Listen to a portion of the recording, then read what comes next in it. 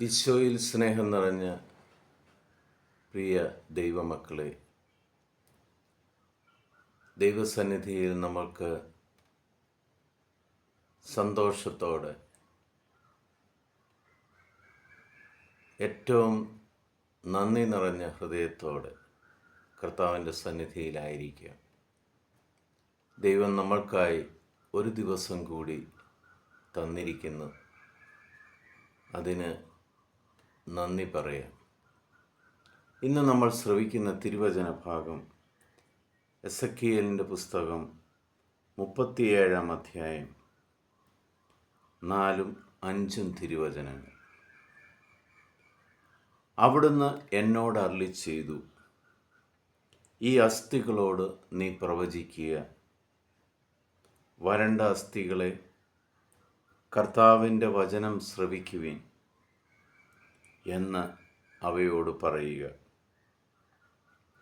ദൈവമായ കർത്താവ് ഈ അസ്ഥികളോട് അരുളി ചെയ്യുന്നു, ഇതാ ഞാൻ നിങ്ങളിൽ പ്രാണൻ നിവേശിപ്പിക്കും, നിങ്ങൾ ജീവിക്കും.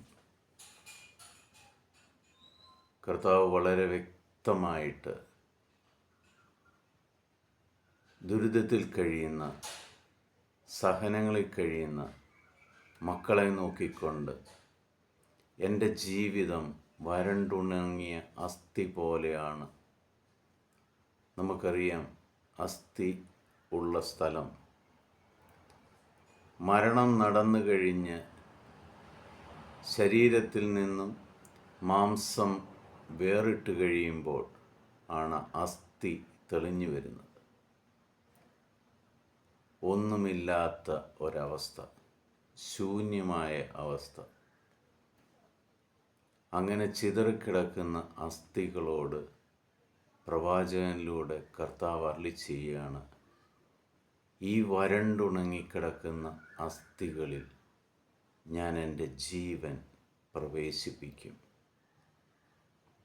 പ്രിയമക്കളെ, ദൈവവചനം ശ്രവിക്കുമ്പോൾ നിങ്ങളുടെ ജീവിതം ഏതവസ്ഥയാണെങ്കിലും, എത്ര ഉണങ്ങി വരേണ്ടതാണേലും, ഉണങ്ങിക്കിടക്കുന്ന മണ്ണിലേക്ക് വെള്ളമൊഴിക്കുമ്പോൾ ആർത്തിയോടെ ആ മണ്ണ് ആ വെള്ളത്തെ സ്വീകരിക്കുന്നത് പോലെ നിങ്ങളുടെ ഈ അവസ്ഥയിൽ ദൈവത്തെ ആർത്തിയോടെ സ്വീകരിക്കുവാൻ നമ്മുടെ മനസ്സിനെ ഒരുക്കുക. നമ്മളെ രക്ഷിക്കുവാൻ ആ ദൈവത്തിനല്ലാതെ വേറൊരാൾക്കും സാധിക്കുകയില്ല എന്നുള്ള ഉറച്ച വിശ്വാസത്തിൽ ആ ദൈവം വിചാരിച്ചാൽ, ആ ദൈവത്തിന് നമ്മുടെ മേൽ കൃപയുണ്ടായാൽ, ആ ദൈവം നമ്മുടെ അവസ്ഥകളെ മാറ്റി ദൈവിക ജീവൻ നമ്മളിൽ പ്രവേശിപ്പിച്ച് നമ്മളെ ഉയർത്തും, നമ്മളെ അന്തസ്സായിട്ട് ജീവിക്കാൻ അനുവദിക്കും.